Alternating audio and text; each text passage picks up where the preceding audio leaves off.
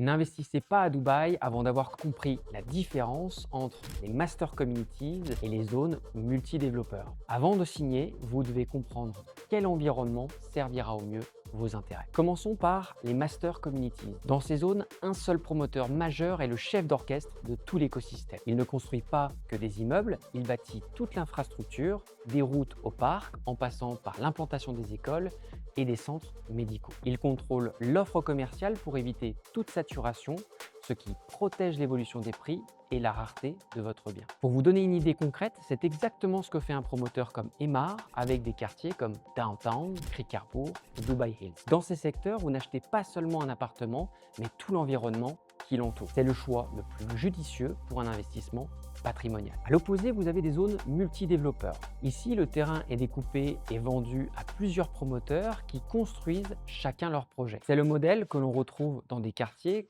très demandés comme JVC, Arjad ou encore Al Fourjah. Dans ces secteurs, chaque immeuble a son propre style, son calendrier et son niveau de finition. L'offre y est beaucoup plus importante, mais le prix d'entrée est aussi nettement plus accessible. C'est le terrain de jeu idéal si vous cherchez à maximiser votre rendement locatif. Mais attention, comme il n'y a pas de master plan unique pour la zone, la sélection est primordiale. Misez sur les fondamentaux comme la proximité avec un métro, des commodités, des écoles et surtout vérifiez la réputation du promoteur. Écrivez PDF en commentaire pour recevoir mon analyse des meilleurs secteurs selon votre stratégie.